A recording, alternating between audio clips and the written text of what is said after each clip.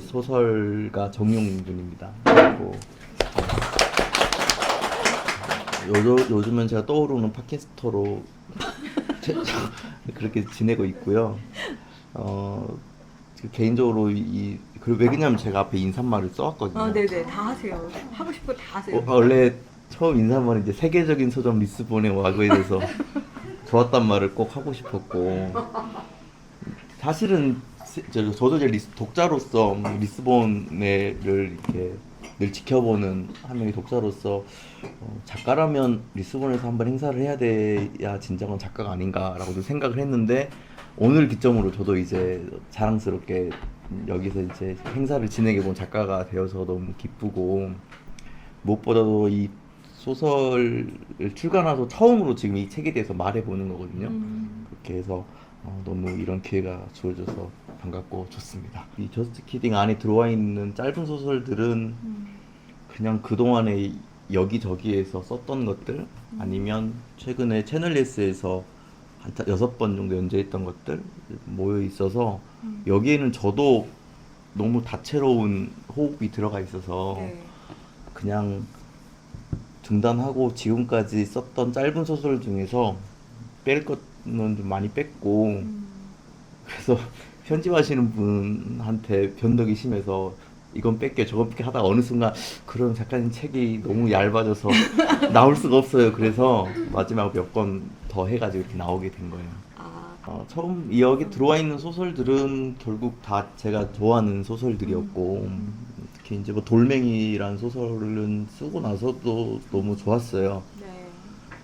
예전에 꼭 한번 그 새신사가 나오는 소설 한번 써보고 싶었거든요. 예전에 한번 이렇게까지 드라마틱한 경험은 없었지만, 어떤 제가 한번 몸이 너무 안 좋았을 때 한 번도 돈 주고 누구에게 몸을 맡겨서, 이게 제 그때 당시 기준으로는 돈을 주고 때를 민다라고 하는 게 저에게 머릿속으로는 상식적으로 이해가 잘 안 됐어요. 돈은 너무 아까울 뿐더러 너무 그게 그 돈에 맞는 서비스를 제공받는다는 느낌보다 제 마음에 저어되는 게 좀 많았거든요. 부끄러움도 많을 뿐더러 이건 뭔가 내가 좀 당당해지지 않는 느낌이었는데, 그러나 너무 몸이 안 좋아가지고 한번, 그래서 제가 그랬어요. 좀 떨리기도 떨리고, 누가 내 몸을 만져도 처음이고. 그래서 그랬죠. 약간 내 몸이 너무 안 좋아서 처음 해본다. 근데 그분이 갑자기 제가 처음 이렇게 몸에 때를 밀어본다라고 하니까 이런저런 얘기를 많이 해주시는 거예요. 그때 되게 좋았어요. 그래서 새신사가 나오는, 그리고 그분은 그런 의도가 없었는데 제가 알아서 그분의 말을 몇 가지를 마음에 담아서 약간 힘이 났던 것도 있었거든요.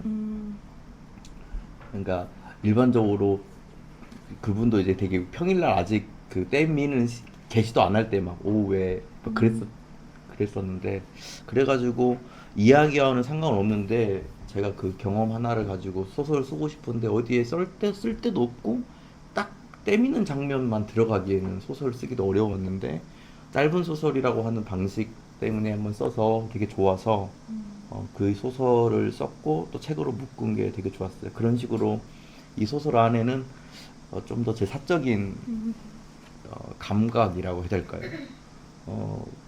물론 모든 소설은 제가 생각해서 쓰긴 쓰지만, 어떤 소설들은 저만 아는 제 감각 저장소 같은 것도 있잖아요. 대부분 건 일기로 쓰거나 내 노트에 기록되고 마는데, 이 단편에는 그런 것들이 많이 들어있어서 처음에는 제 소설이 약간 이 소품이 하찮다는 의미의 소품이 아니라 그냥 작은 이야기이기도 하니까 소품 같았는데, 막상 책을 내고 나니까 좀 저한테 좀 귀해진 느낌도 있어요. 네. 그건 이전에 소설집을 낼 때랑 좀 달라요. 마음이 조금 더 사적인 느낌이에요.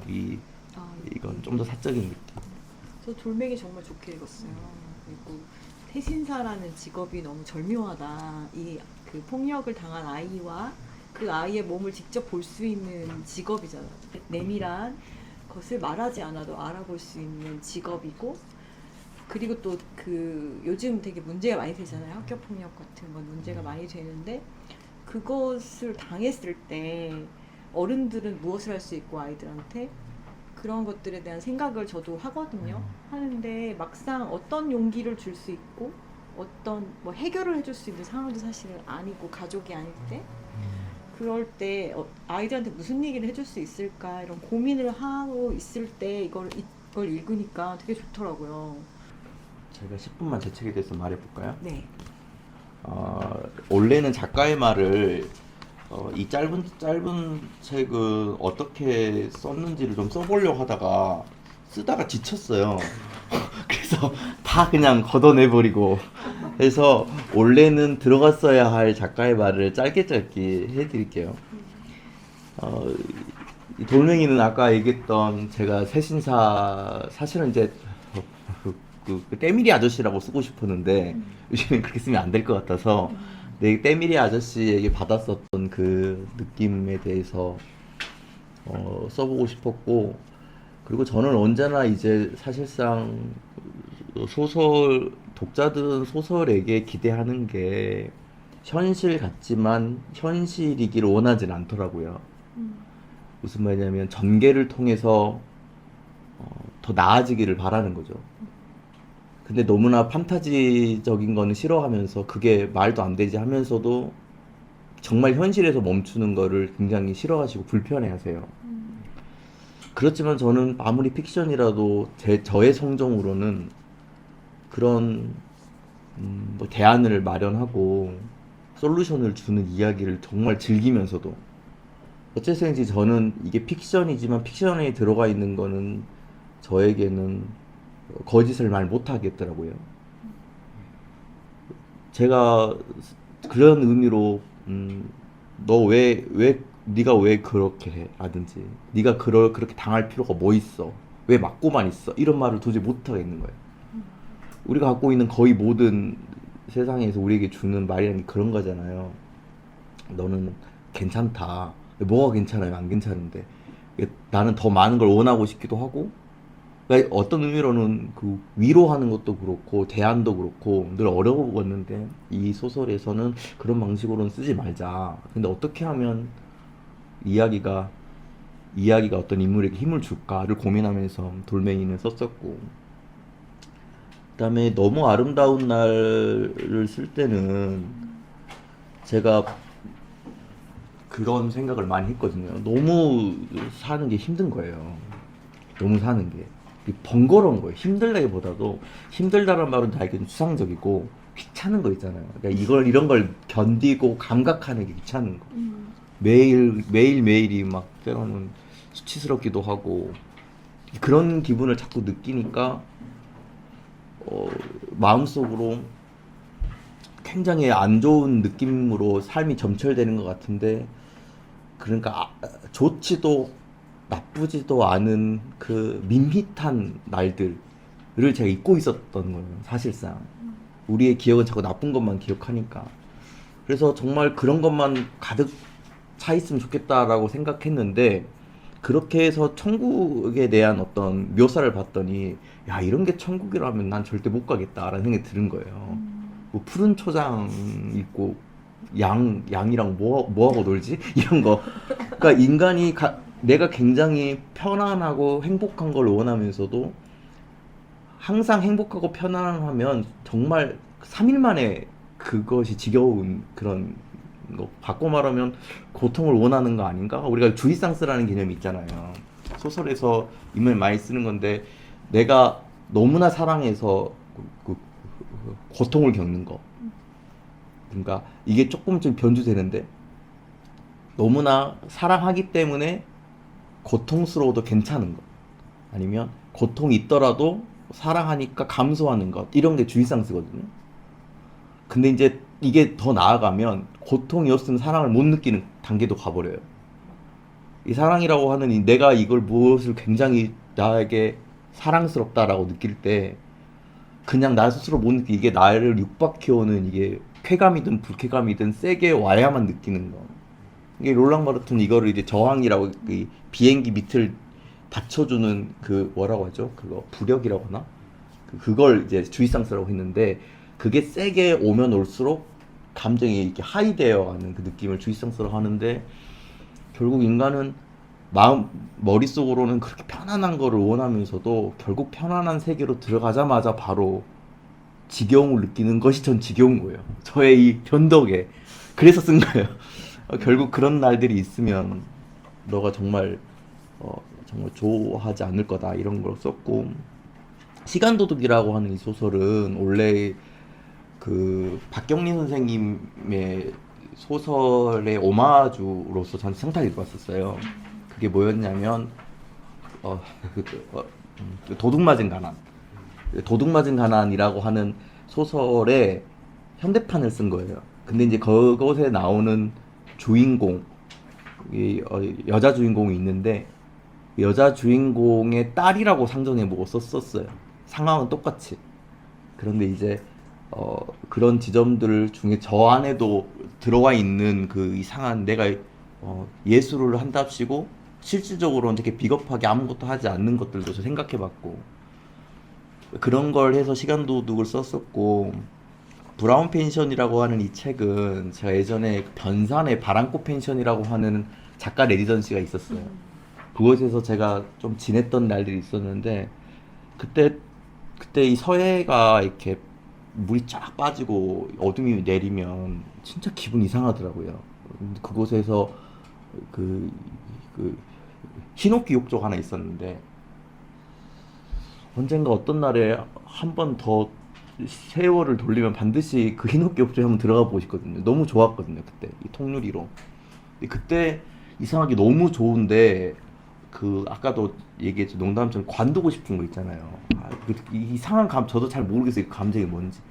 정말 좋을 때 여기서 하차하고 싶은 생각이 되게 많이 들어서 그때 좀 힘들었어요, 마음이. 그러니까 힘들어서 힘든 게 아니라 너무 마음이 흡족하다고 해야 될까? 그러니까 마이너스도 플러스도 없는 그 상태가 너무 저게 완벽한 거예요. 그 상태, 딱 그 제로가 딱 된 느낌, 그 느낌이 되게 좋아서, 근데 중후에 대해서 죽고 싶다라는 느낌과 상관없이 그냥 관두고 싶다는 느낌 속에서 당시에 좀 이렇게 짧게 스케치를 해놓은 이야기가 있었는데, 그 이야기를 떠올려서 한번 썼던 거고, 친구들에게란 이 소설은 리터 창간호 때 플래시 픽션이라고 하는 진짜 짧은 초단편 소설을 저한테 그 당시에 되게 어려운 테마였는데, IT였던가? 랜선 뭐였어요, 아무튼. 전 처음 들어본 용어였어요. 랜선 뭐였는데 그걸로 써달라고 해가지고 그때 당시에 제가 짧게, 그래서 이게 지금 형식 구분 없이 그냥 진술을 많이 해야 돼서 이렇게 막 붙여서 썼던 것도 있는 거예요. 이렇게 썼었고, 그다음에 저스트 키딩이라고 하는 소설은 그 예스24 할 때 썼는데, 실제로 제가 요즘에 이거 사회 여기에 관심이 좀 많아요. 뭐에 관심이 많냐면 그 가해하고 피해 말고 그 사이에서 아무것도 지불하지 않고 편들거나 편들지 않는 사람들의 심리에 관심이 좀 많거든요. 그러니까 아무것도 지불하지 않고 손쉽게 비난하고 아무것도 지불하지 않고 손쉽게 추켜 세우는 근데 그 힘이 너무 강력한 거예요. 어쩌면 선한 행동이든 악한 행동이든 어쩌면 그 바람 때문에 일어나는 거 아닐까라는 생각이 들어서 저스키딩을 써봤고, 당나귀 노인 같은 경우도, 이거는 제가 예전에 악스트 편집위원 했을 때, 지금은 이제 그만뒀는데, 악스트 편집위원 할 때도 짧은 소설을 그 기획이 조금 하다가 그만뒀는데, 짧은 소설을 그때 당시에는 작가들에게 이렇게 짧은 소설이 그렇게 익숙하지 않은 때였었어요. 이렇게 그때 그래서 이 형식을 편집위원으로서 하나 제시를 해주자라고 했을 때, 당시에 제가 제 배수아 작가, 백가음 작가, 저 이렇게 편집위원인데 짬이 제일 낮고 제일 후배였던 제가 이 총대를 내서 쓸 수밖에 없었죠. 이게 사실입니다.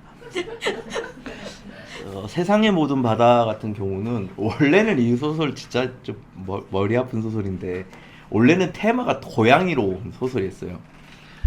테마가 고양이로 왔는데 제 안에 고양이적인 게 많지 않고, 그래서 사실은 너무 테마에 충실하지 않는 소설을 썼고, 이 소설에 대한 이게 원래 이제 제가 썼던 경장편 세계의 호수라는 소설이 있거든요. 여러분들 그 소설 읽으면 안 돼요. 그 소설은 어떤 부도덕한 느낌을 줄 수도 있으니까. 근데 거기에서 마지막에 잠깐 등장해요. 이 소설이. 그 소설이 잠깐 등장하는데 그 소설을 가지고 마치 어떤 동화를 썼다라는 그 느낌을 가지고 썼고 그 톨게이트라고 하는 곳은 어딜까를 많이 생각이 들거든요. 그러니까 광주에서 서울까지 가는 동안에 고속도로는 그 어느 곳도 아니잖아요. 저는 항상 그걸 통과할 때마다 톨게이트를 통과할 때마다 늘 그런 좀 묘한 약간 평소에 잘 하지 않은 철학적 생각을 좀 가끔 했는데 톨게이트라고 하는 곳에서 멈춰 있는 느낌을 좀 망설임이라고 생각했었고 기다림이라고도 생각했었던 것 같고 그걸 가지고 썼었던 거고요. 두 남자라는 소설은 이거는 이제 알라딘 17주년이라고 이것도 써달라고 해서 들어온 건데 테마가 17이었어요. 그래서 여러분들 정말 거기 보면 가증스럽지만 17이라고 하는 번호가 하나 나올 거예요. 근데 17이라고 하는 걸 도저히 못 쓰겠는 거예요. 네, 이게 비밀입니다. 이렇게까지. 나 오늘 그냥 갑자기 그냥 이렇게 아무 말이나 하자고 해서 다 말해드리는 건데 근데 이 두 남자 내용은 실제로 제가 겪은 건데 예전에 제가 저기 강릉에서 그 전라도 광주에 살았을 때 강릉에서 버스를 탔는데 저밖에 없는 거예요, 손님이. 근데 그 느낌 아세요? 출발 직전에 제가 탔는데 제가 타니까 한숨을 푹 쉬는 거예요. 그러니까 만약에 제가 없었다면 안 갔을 수도 있고 저는 모르겠어요. 그때 어떤 메커니즘을 하는지. 근데 그날 너무 이상했어요. 4번을 쉬었어요. 휴게소에서. 그리고 자꾸 정지선을 넘어갔고 그 모든 게 이상했어요. 그분이 되게 컨디션이 안 좋아. 근데 그게 너무 무서웠고 무서워가지고 그 백양사 휴게소에 쉬었을 땐가 근데 제가 정말 용기를 내서 아이스크림 사드렸어요. 정신 좀 차리라는 마음으로. 근데 그러고 이제 조금 수다를 떨었는데 이렇게 막 이렇게 로맨스 같은 건 없었지만 그 기사는 왜 그렇게 피곤했을까? 혹은 왜 그렇게 불안했을까? 를 많이 생각했거든요. 저도 여기서 말씀드릴 수 없는 이유로 강릉에 머물렀다가 다시 집으로 돌아가는 길이었고 그래서 그때 그런 마음으로 썼었던 느낌이고 그래서 종이들은 현대문학에서 200호 특집인가? 그때도 많은 작가들에게 그러니까 이런 거 있잖아요. 많은 작가들에게 소설은 받고 싶은데 지면은 한계가 있으니까 비겁한 술수를 쓰는 게 짧게 써달라 이런 식으로. 그래서 많이 그 중에 했던 건데 당시에 제가 개인적으로 되게 좋아하는 성경 구절이 하나 있어요. 그게 바로 여기 나와 있는 잠언 말씀인데 소가 없으면 구유는 깨끗하겠지만 소의 힘으로 얻는 게 많도다. 저는 이걸 참 좋아해요. 그래서 엄청나게 짜증나는 순간이 있으면 이 구절을 중얼거립니다. 그러니까 내가 사실을 안 해도 돼. 마음만 먹으면 관둘 수도 있어. 하지만 내가 하는 걸 보니까 더러운 것보다 중요한 거는 소가 더 필요한 거겠지 나에게. 이런 마음을 늘 가져요.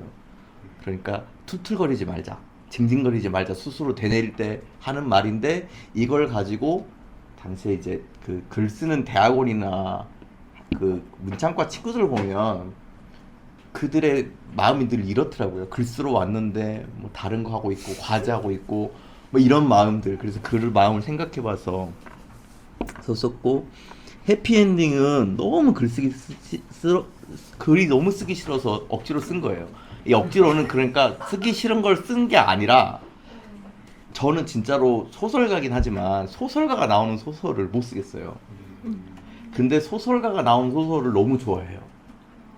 저도 너무 재밌어. 근데 저는 그거 잘 못하겠어요. 그 메타적인 느낌. 근데 못하긴 하지만 제 마음속에 이런 마음이 드는 거예요. 여러분도 그런 거 많이 느껴보셨을 텐데 처음 내가 이거 쓰면 좋겠다라고 했었던 그거를 감지하는 정신이 있다고 칩시다. 내 안에. 그런데 현실에 나는 그걸 너무 초라하게 만들어버리는 거예요. 그러니까 너무 좋은 걸 그 좋은 걸 그렇게 개떡처럼 만들어 버려라고 하는 내 안에 있는 소설적 자아가 짜증을 내는 소리를 진짜 듣고 말았어요. 듣고 말았어요. 그래가지고 그걸 가지고 이제 그때부터 생각을 한 거죠. 그래서 정말로 그 많은 사람이 그런 작가들이 대부분 그럴 거 저만 그런 게 아니라 처음에 가장 설렐 때가 아 이거 뭐가 되겠다. 너무 좋았는데 글 쓰면서 그러니까 언어 이전의 언어라고 해야 될까요? 그게 너무나 완벽했는데 그게 나의 언어와 그 다음에 우리 모두가 쓰고 있는 그 공공의 언어를 얻어가면서 조금씩 틀려지고 누추해지고 뻔해지고 상투적으로 변해가는 그 느낌이 너무 막 미안하달까요? 내 안에 있는 그 감지했었던 그 친구에게. 그리고 초반에는 그 반짝반짝했던 것들이 막 별 같은 것들이 이제 돌멩이처럼 변해가는 그 느낌이 너무 화가 나가지고 썼던 거예요. 그래서 차라리 그럼 네가 써 이런 마음. 그러니까 네가 그냥 나한테 짜증 내지 말고 너가 그냥 나와서 그냥 나 대신 써라. 그냥 그런 마음으로 썼던 거고 뮤트 같은 경우는 원래 이 시간 도둑하고 비슷한 느낌을 갖고 있다가 이거는 일부러 이거 끝에 붙였는데 제가 알고 있는 어떤 분이 이게 똑같은 내역인데 되게 그 사랑했던 사람이 음악을 하는 사람이었어요. 근데 잘 안 됐어요. 근데 잘 안 된 것 때문에 헤어진 건 아닌데 그 남자는 잘 안 된 것 때문에 헤어졌다고 생각하거나 그 핑계를 대고 어쨌든 헤어졌어요. 마치 그런 이제 저는 그 피해 의식이라고 생각하고 있고 그런데 나중에 시간이 많이 지나서 그 헤어진 사람에게 감정은 없지만 그 연인이었던 사람이 그 사람이 그래도 조금이라도 잘 되길 바라는 마음으로 계속 그 음원 딱 하나 있는 걸 스트리밍을 한다는 거예요. 그 뮤트에서. 그러니까 그게 그 마음이 아 이거 뭐지? 너무 제가 그때 당시 들었었던 그 어떤 로맨스보다 너무 그게 아름다웠어요. 그게 뭘 어떻게 해보겠다는 게 아니라 너무 그때 생각 화는 나지만 계속 여기에 뮤트 해놓아서 스트리밍을 하는 그게 얼마나 경제적 도움이 될지는 모르지만 그래서 그걸 생각해서 썼었던 10분 안에 할리우드에 너무 많이 길었는데 이게 제가 이 소설 전체에 대한 작가의 말입니다. 작가님 되게 초라함을 많이 느끼시는 그렇죠. 이 초라하다라고 하는 건 제가 객관적으로 초라하다는 게 아니라 기대했던 거에 비해서 그러니까 저는 늘 사람들이 많이들 그럴 텐데 이게 어느 순간부터 저 자신이 싫을 때가 그 낙차가 너무 두려워서 기대하지 않는 마음이 가는 게 저는 늙어가는 것 같아요. 그러니까 예전에는 그랬는데 이제는 너무 예상을 많이 하니까 기대하지 않는 롤랑 바르트의 마지막 강이라는 책에서도 롤랑 바르트가 뭐라고 하냐면 작가의 벽을 마주치는 많은 작가들이 이 작가의 벽을 이겨내는 방법 중에 하나가 이런 마음을 갖는 거예요. 기대하지 않는 척하기. 그러니까 이런 거. 난 어차피 출간하지 않을 거야. 라고 모든 사람에게 공표하고 글을 쓴다 할지 아니면 나는 그 누구에게 누구 읽으라고 쓴 게 아니야 하면서 스스로 이 책에 대한 기대를 하지 않거나 않기로 하거나 난 않고 있다라고 사람들에게 굳이 떠벌리고 다니는 것이 불안을 이기는 방법 중에 하나래요. 근데 작가들이 처음부터 그러진 않았을 거란 말이죠. 그래서 이런 마음, 이 초람이라고 하는 걸 어떻게 보면 그런 뜻이에요. 그런 마음을 확인하는 것이. 하지만 저는 그렇게 초라하진 않습니다. 그러니까 굉장히 명랑해 보이세요. 네. 아니 전에 저랑 라디오에서 한번 뵌 적이 있는데 그때 그런 얘기 하셨어요. 안 될 것을 두려워하면서 안 하기를 안 하자. 그 맞아요. 말이 저는 아직도 기억이 나거든요. 굉장히 나이가 들면서 점점 안 하게 된다는 것도 맞는 얘기라고 느꼈고 그런데도 안 하고 싶은 마음을 이기고 한 발 나가는 그런 시간들이 특히 글 쓰는 사람들은 정말 자기 검열이 엄청 많잖아요. 작가님 되게 많이 하시는 것 같아요. 지금 들어보니까. 자기 검열 많이 하죠. 그죠. 그 자기 검열을 작가가 가장 하면 안 되는 거라고 저는 생각을 하면서도 지금은 왜냐면 독자는 작가의 마음을 모르니까. 뿐만 아니라 인간은 다른 사람의 마음을 모르잖아요. 자기 자신의 복잡함과 자기 자신이 결국 이렇게 했지만 이렇게 하기 전까지 수없이 많은 그 가능성을 나는 알기 때문에 내 행동을 입체적으로 볼 수 있지만 결국 작가는 표현된 문장으로만 볼 수 있으니까 그 표현을 고민할 수밖에 없죠. 그 표현을 고민할 수밖에 없고 그전에 황현선 선생님도 그렇게 말씀하셨거든요. 글 쓰는 사람은 불행조차도 잘 표현해야 된다고. 그러니까 읽는 사람에게 진정성이 있고 왜냐면 이렇게 말할 기회가 없고 독자는 작가를 아는 사람처럼 헤아려 주면서 읽는 존재가 아니라 써진 대로 읽는 존재이기 때문에 작가는 그런 의미로 뭐 비겁하게 자기 검열할 필요는 없지만 이 써져 있는 마음이 오직 그 순간의 마음이기 때문에 그런 의미로 자기 검열을 하죠. 그러면 하지만 그렇지 않은 작가를 전 좋아합니다. 막 쓰다가 찬란하게 타고 들면? 죽어버린 작가가 제일 멋있죠. 예를 들면 누구? 옛날 근대 작가들. 자기 글이 이렇게 읽힐 줄 몰랐던 사람들. 너무 그런 분들 보면 자유로워 보이기도 하고. 한 번만 그렇게 써보시면 안 돼요? 그렇게 쓴 것들이 있어요. 발표를 하지 지대에 않을 뿐. 있을 뿐. 그런 걸 저도 학생들한테 그 얘기 많이 해요. 일단 쓰고 아무에게도 보이지 말라. 이게 중요한 건 쓰면 내 머리가 기억을 하거든요. 그러니까 우리가 우리 안에 언어가 있다고 생각하는데 써야지. 저도 그렇게 해서 쓴 다음에 심지어 일기조차도 우리는 솔직하게 못 쓰잖아요.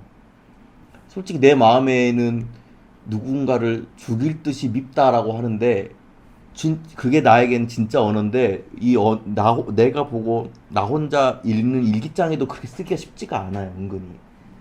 그러면 안 쓰면 다르게 쓴 그 마음이 자기 마음으로 바뀌어 버리더라고요. 써진 언어가.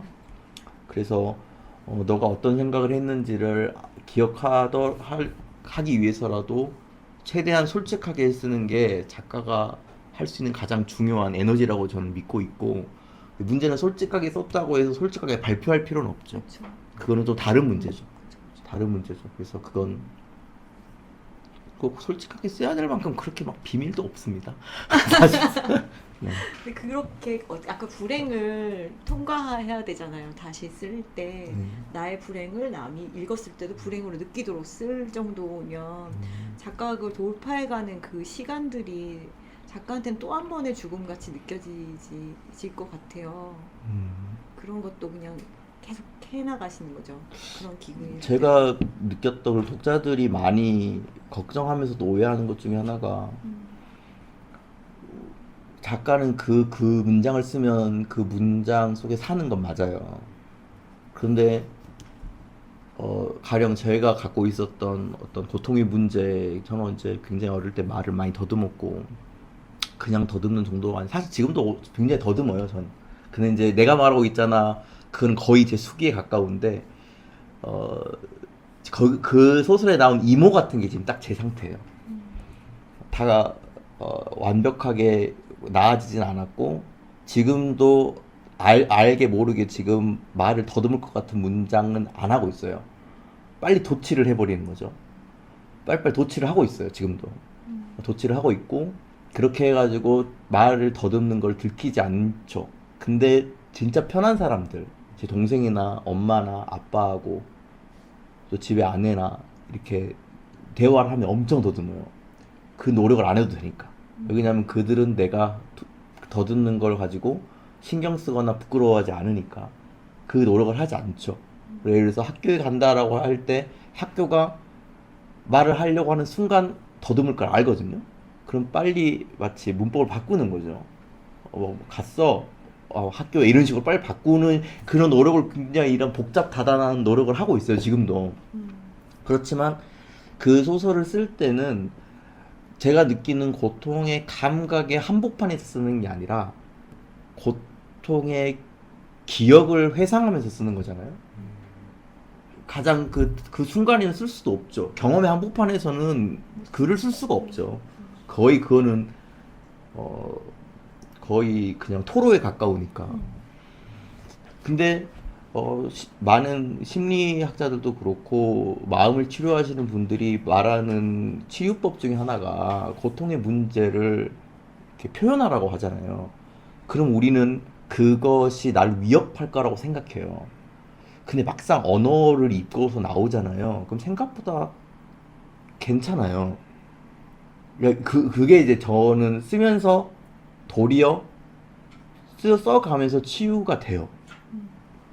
그러니까 저에게만 속해 있었던 그 생생한 느낌을 그냥 우리가 쓰고 있는 문법의 아래 단어 속에 넣어서 표현하면 그냥 평범해져요. 저에게는. 그래서 그걸 다 쓰고 난 이후에 저는 어떤 기분이냐면 옮긴 느낌이랄까? 그래서 소설 한 편을 쓰면서 제가 선문산태에서 썼던 작가의 말인데 쓰면서 하나씩 소설에게 던지는 느낌? 이별하는 느낌? 제 기억과 감각에 어느 순간 이러다가 내 안에 텅 비겠다라고 느낄 정도로 그래서 저도 많이들 농담처럼 권유하는 게 쓰세요라고 해요. 꼭 소설이 아니더라도 그냥 쓰라고 생각보다 쓰면 그래서 쓰는 것들을 가지고 인식으로 할 때 되게 어렵긴 하지만 도리어 저는 그것이 어떤 의미로는 쓸 수 있기 때문에 쓴 거고 심지어 쓰고 나면 더 나아지는 느낌도 들더라고요. 그래서 아까 말하면서 질문이 뭔지 또 잊어버렸는데 그렇습니다. 네. 가장 행복한 사람을 한마디로 소식하라면 두 개인 것 같아요. 부러운 사람이 없고 미운 사람이 없는 상태. 이거 되게 쉽게 될 것 같은데 잘 안 되잖아요. 부러운 게 없다라는 거, 부러운 거 없어라고 말할 수 있지만 부러운 게 없다라고 하는 거, 이게 이제 체념과 패배적인 느낌이 아니라 그 다음에 미운 사람이 없다는 이 두 가지를 동시에 그거는 이제 제가 되고 싶은 걸 목표로 하는 게 아니라 하나의 이상향 같은 거죠. 이상향. 그래서 최소 둘 중에 하나는 하려고 해요. 부러운 사람이 없는 날들 하고 미운 사람이 없는 날들. 근데 미운 사람은 그렇게 많진 않은데 부러운 사람이 너무 많죠. 부러운 사람이 너무 많고 또 부러운 사람 앞에서 늘 부러워하는 것도 괴롭고 그 자체가 마음의 거품 같은 느낌이랄까요. 제가 자주 쓰는 표현 중에 하나가 이제 거품 같은 느낌이 늘 마음에 가득하면 뭔가가 이렇게 가득 차 있는 느낌은 드는데 그게 되게 잠들기 전에 내가 왜 이렇게 빡세지? 그런 기분이 들어요. 공허하고. 근데 대부분 그게 내 문제라기보다도 어떤 또 정체불명의 어떤 것에서 온다 생각해서 그 부분이 저는 그래서 가끔 이제 제가 되게 한 번씩 생각날 때마다 가끔 누구랑 이제 연락을 하다가도 마치 끝인사 같은 문자로 카톡 보낼 때 가끔 그렇게 보내기도 하고 저도 그렇게 되고 싶고 아까 독자라고 말씀해 주셨는데 사실 거의 모든 작가는 자기 정체성을 독자라고도 생각할 거예요. 그 몇몇 정말 정말 유명한 슈퍼 작가들 그런 작가들 아니고서는 대부분 날들은 자기 스스로를 작가로 인식한 날들보다 독자로 인식한 날이 더 많을 거고 뭐 심지어 저는 독자 중에서 작가가 태어난다라고 믿어요. 요즘에 가장 큰 문제 중에 독자 없이 작가가 되고 싶어 하는 사람이 많다는 게 저는 문제라고 생각하거든요. 그러니까 이 말은 작가라고 하는 이름에 갖고 있는 허상 때문에 되고 싶은 거거든요. 그러니까 누가 자기를 작가로 봐주는 걸 사실 되면 아무것도 아닌데 쓰고 싶어 하는 마음하고 작가라고 하는 이름하고 좀 다른 것 같아요. 독자는 그래서 저는 글쓰기는 발전된 독후감이라고도 믿어요. 글쓰기라고 하는 건 어떤 의미로는 그런 의미로 우리 안에 갖고 있는 형식이 되게 이상할 때가 많고 어떤 거는 그래서 이제 배수아 작가도 그런 얘기를 많이 하잖아요. 자기 안에는 형식이라고 하는 게 너무 어렵다.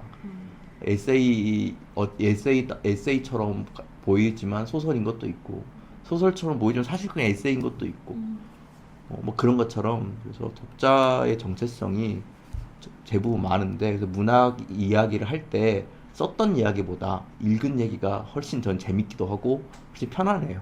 근데 그거 뭐니 말할 데가 없어요. 그래서 팟캐스트로 그리고 원래는 전에 이제 한 번씩 이런 제안을 받았어요. 근데 그게 그 녹음하러 너무 멀리까지 와야 돼요.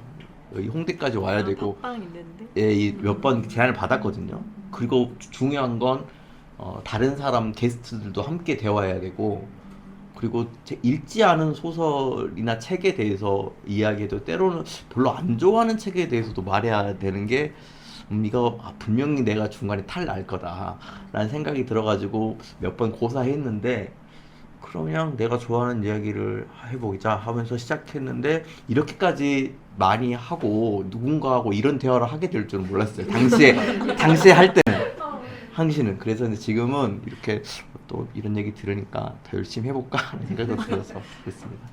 녹음 환경이 궁금한데요, 갑자기. 집에서 깜깜할 때 혼자 방에서 하시는 네, 거죠? 녹음 환경은 다 잠들고 제가 힘이 생기면 가족들도 다 일단은 소음이 없어야 되니까 저 편집할 줄도 몰라서 그냥 원테이크거든요.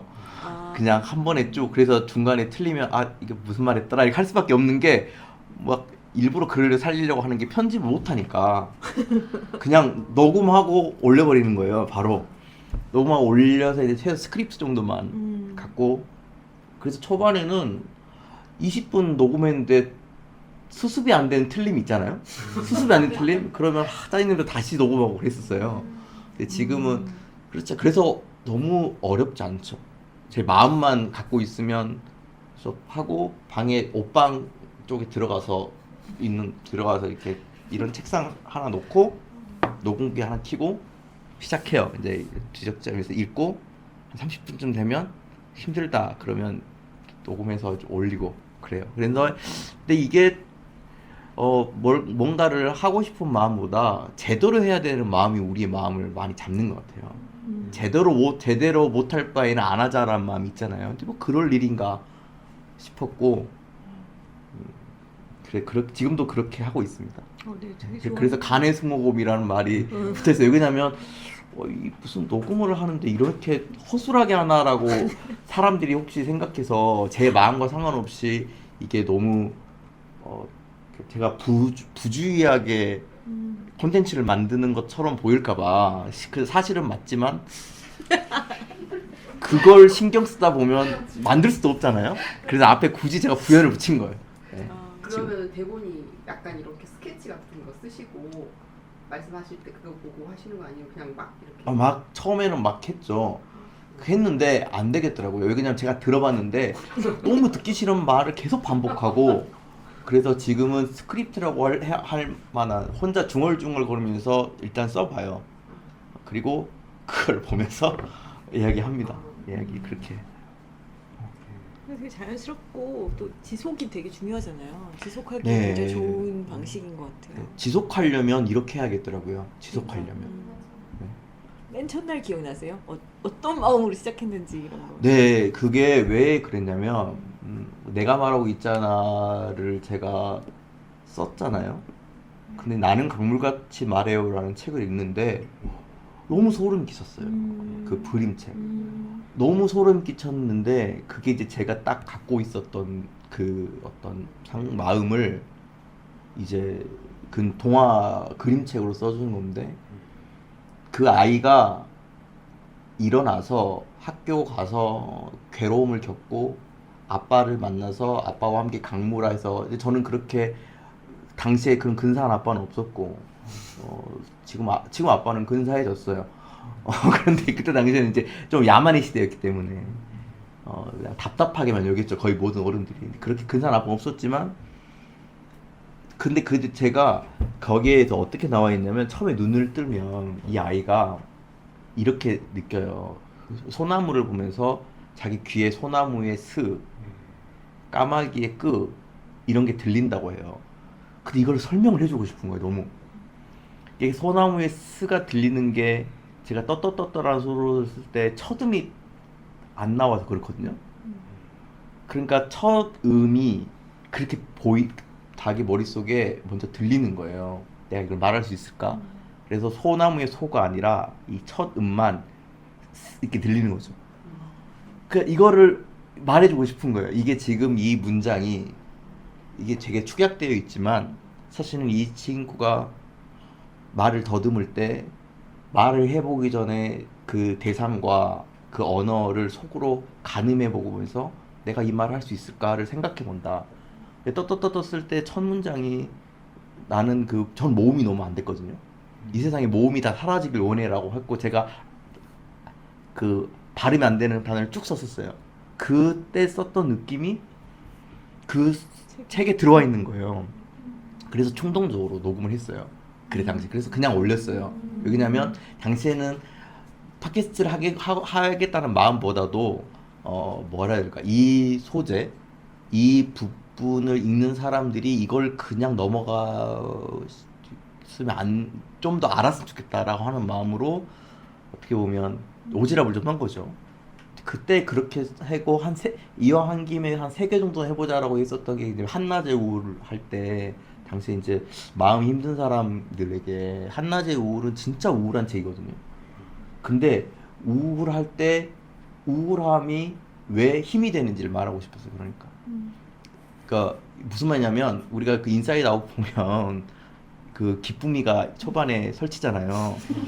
그 슬픔이 보고 손도 못 뜨게 하잖아요. 다 망친다고. 하지만 결국 그 이야기의 히어로는 슬픔이잖아요. 그 슬픔이의 도움이 없으면 인간이 슬픔을 견디질 못하고 마지막에 그 속에서 이야기에 나오는 참 아름다운 알레고리 중에 하나가 우리 머릿속에 각인된 기억이 핵심 기억이라고 하는 게 가령 색깔로 기억되는 거예요. 너무 기쁜 기억, 슬픈 기억, 이렇게 동글동글해서 이렇게 마치 그 USB처럼 이 안에 나오는데 그때 처음으로 이 애가 들어와서 엄마 품에 안기면서 울면서 웃거든요. 그러니까 엄마를 만나서 사춘기 때 울다가 웃는, 그걸 우리 카타르시스라고 하잖아요. 그때 처음으로 핵심 감정이 노란색하고 파란색하고 섞여서 나와요. 그러니까 이 아이가 처음으로 느끼는 아이러니 같은 거죠. 뒤섞인 감정. 저는 그게 문학이 잘한 일이라고 생각하거든요. 문학이, 그래서 저는 이 얘기를 내가 왜 시작했죠? 인사이드 아웃을? 강물처럼 말해요. 나는 강물처럼 말해요. 강물처럼 말해요. 그래서 그런 부분들을 꼭 한낮의 우울. 한낮의 우울은, 그러니까 한낮의 우울이 갖고 있는 그 슬픔의 힘이 슬픔을 이겨내기 위해서 슬프지 않은 감정을 넣는 게 아니라 슬픔을 아주 단단하게 저미는 느낌, 그 바닥을 채우는 느낌, 그 느낌을 보면서 이 책은 좀 많이 읽었으면 좋겠다. 그래서 진짜 그런 느낌으로 조금 몇 명에게 주는 편지 같은 마음으로 처음 시작했다가 나중에 갑자기 그 선행석에서 독파할 때 갑자기 그 진행자가 이걸 얘기한 거예요. 팟캐스트에 갑자기 사람들이 들어와가지고 갑자기 구독자가 30명, 50명 막 늘어나 버려가지고 그때 또 책임감을 가지고 하고 있어요. 네. 그렇게 된 겁니다. 네. 좋아요. 근데 그런 얘기들을 해주는 사람들이 잘 없는 것 같아요. 오히려 그러니까 책에 주는 순수한 즐거움을 뭔가 독자로서의 작가가 그 쓴 사람의 마음까지 헤아려 가면서 이렇게 얘기를 하기는 사실 쉽지 않고, 보통 요즘에 막 이렇게 유행하는 거 보면 이게 약 썸머리식으로 많이 얘기해 주잖아요. 근데 작가님은 그런 게 아니라 여러 가지 입장에서 이렇게 보니까 강물처럼 말해도, 나는 강물처럼 말해도 저는 읽었는데 좋았거든요. 그런데 완전히 그 감정을 잘 이해하지 못했던 것 같아요. 근데 저희 이 되게 단골분 중에 언어치료사 분이 있는데 그런 설명을 해주더라고요. 여기 나온 이런 게 이런 거라고 해서 이런 마음이구나 라고 느꼈었거든요. 근데 그런 얘기들을 많이 해주는 사람들이 되게 있어야 되는데 신뢰가는 톤이어서 읽고 싶어지거든요. 그래서 되게 저도 좋게 듣고 있고. 자, 여러분 더 얘기해보세요. 일단 이야기는 그 픽션이잖아요. 픽션인데 제가 글 쓸 때 제일 쓰기가 어려운 게 우리의 일상에서는 일어나는데 소설에서 쓸 때 개연성을 만들기 어려운 것들이에요. 그러니까 현실에서는 분명히 일어나지만 객관적으로 볼 때는 말이 안 되는 이야기가 이 세상에 너무 많이 일어나잖아요. 그러니까 예를 들어서 의외로 로맨스 소설을 쓰기가 어려운 게, 그러니까 로맨스를 소재적으로 말 그대로 지나가다 갑자기 막 불량배가 나타났는데 그 불량배를 누군가 구해줘가지고 괜찮아요? 라고 말해줘가지고 커피 주고 이런 식으로 그런 방식의 이야기를 로맨스를 발단시키는 서사적 구조가 오지 않고 우리네 일상에서 시작되는 로맨스를 인과를 만드는 게 되게 어려워요. 왜 이 사람하고 이 사람을 좋아졌어? 라고 하면 길 가다가 나를 도와줬거든이 아니잖아요. 그러니까 이거 우리의 대부분의 소설을 이렇게 인과 구조로 따라가는데, 인과 구조로 따라가면 그 우리가 MT 갈 때 높은 확률로 많은 커플들이 생기잖아요. 대학교 때. 지금도 그런지 모르겠지만.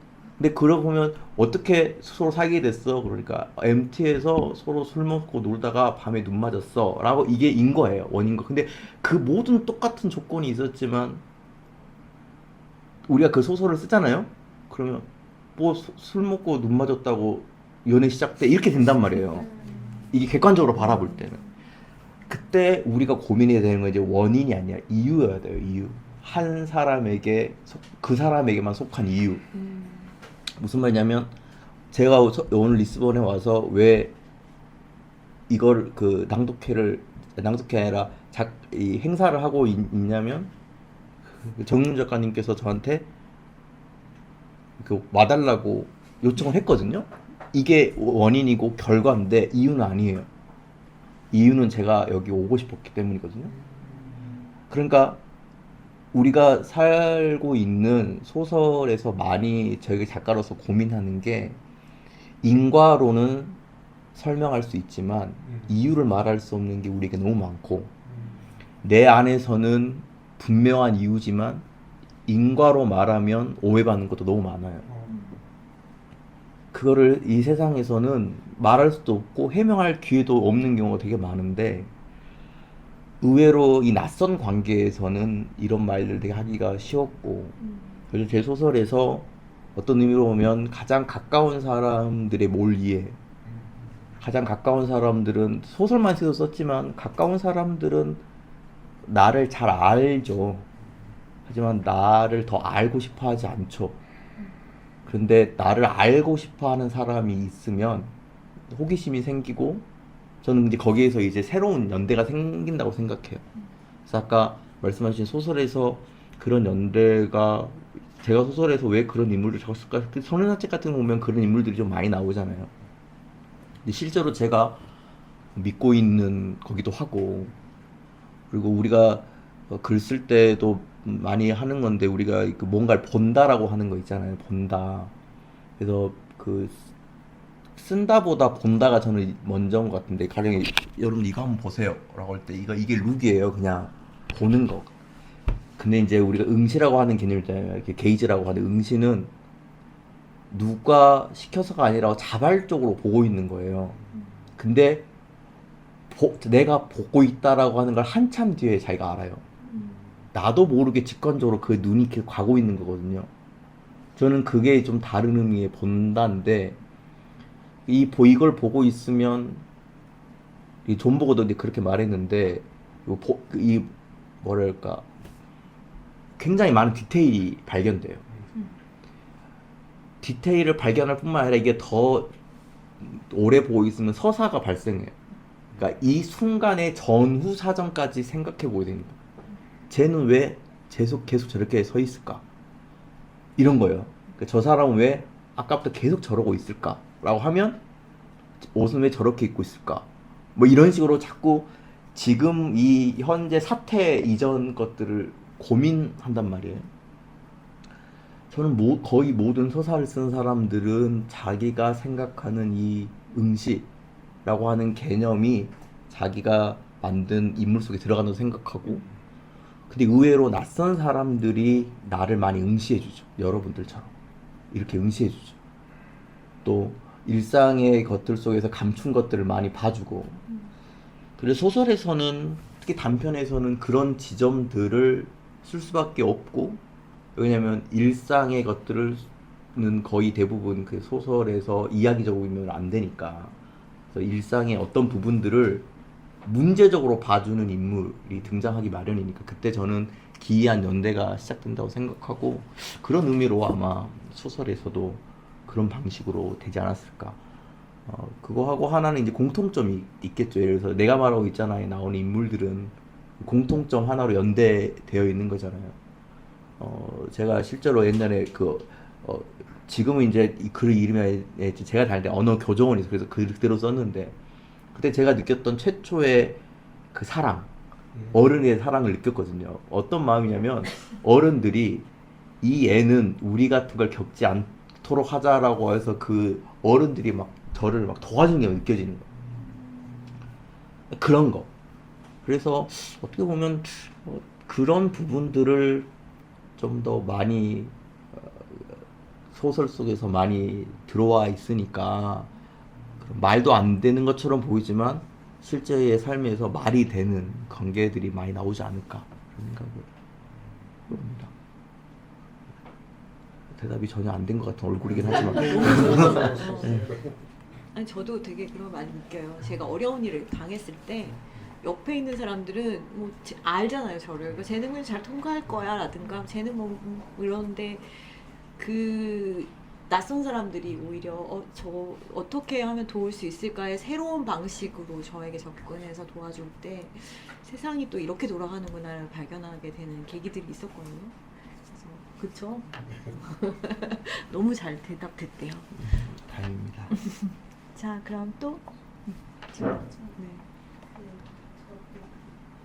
작가님이 추천해주셔서 건물처럼 달려를 같이 읽었는데, 그 언어 교정 원장, 소설에 나오는 원장님하고 그 주인공 아버지하고 비슷한 어른이라고 생각이 들었는데, 제가 정말 기다리던 어른이었거든요. 그리고 저도 약간 그렇게 위로를 줄 수 있는 글을 쓰고 싶은데 직접 만난 적이 없으면 그걸 어떻게 생각하고 써야 되는지 저는 좀 사실 그 교정원 원장님도 실제 작가님이 겪은 사랑인지도 원래 여쭤보려 했는데 그건 지금 말씀해 주신 것 같아가지고 어떻게 상상하고 그런 어른이 될 수 있는지 같은 걸 겪지 못했어요. 제가 픽션이 좋은 이유는 사실과 거짓과 희망과 소망과